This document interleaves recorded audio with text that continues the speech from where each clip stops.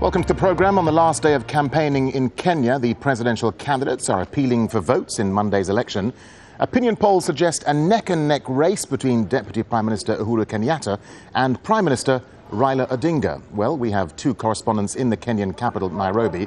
Al Jazeera's Nazanine Moshiri is with supporters of Raila Odinga at the Nyayo Stadium. But first to Mohammed Adow at Uhuru Park, where followers of Uhuru Kenyatta have gathered. Mohammed, Uhuru Kenyatta is a prominent political personality in Kenya. He's the son of Kenya's first ever president. So what's his message been at the rally there today? Well, Darren, the rally just finished and people are on their way home.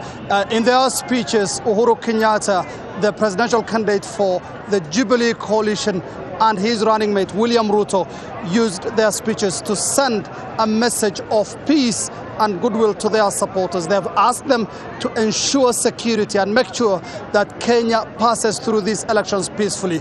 This is in light of the last elections being violent immediately after the results were disputed, and it was followed by tribal violence that led to the deaths of more than 1,300 people. They also used the last campaign rally held in Nairobi to appeal to their supporters to come out in large numbers and vote so that the election is concluded on the first round. Unless there is a candidate getting more than 50% of the votes cast, then there has to be a runoff. And what we know is that the best chance that the Jubilee coalition has to win these elections is in the first round, because in case it goes to a runoff, there is the possibility of some of the other presidential candidates siding with Raila Odinga and handing him the triumph.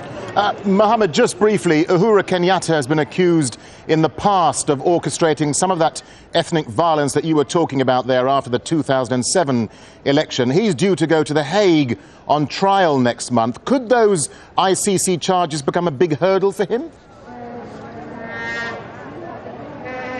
Well, they have been a thorn in the flesh, if I can put it that way, for Uhuru Kenyatta. The ICC charges are absolutely going to deny him so many votes, because there are many Kenyans who are apprehensive about the possibility of someone who has the crimes against humanity charges hanging over their head. However, Uhuru Kenyatta maintains he is innocent and that those are trumped up charges, and this is what his supporters believe. So what they are saying right now, have been telling their supporters, is Kenya is a sovereign state and Kenyans have the right to choose their leaders, and therefore in that light is how they are continuing to clamour for the presidency and his deputy. All right, Mohammed Adow there with supporters of Uhuru Kenyatta. Mohammed, thank you. Let's cross over now to Nazanine Moshiri, who is at the Raila Odinga rally.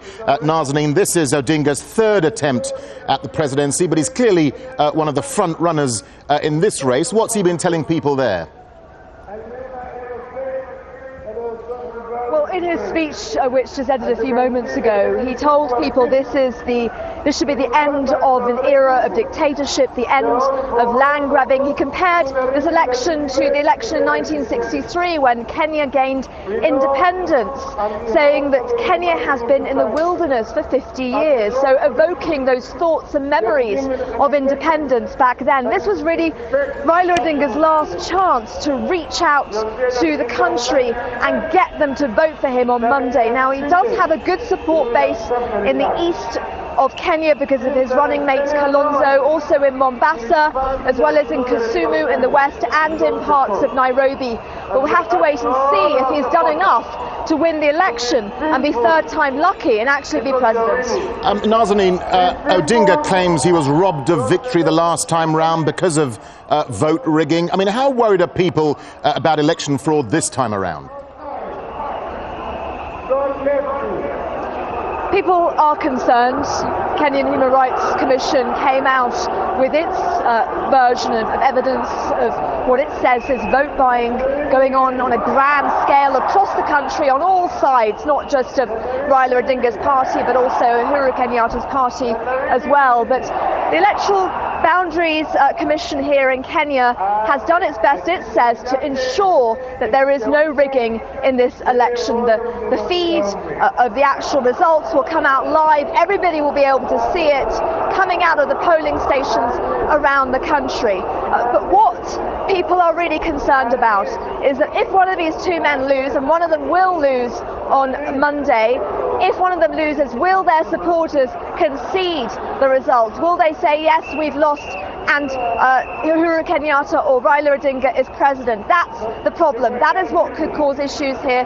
That is what could potentially cause violence. All right, and Nazanine Moshiri there with supporters of Raila Odinga. Nazanine, thank you.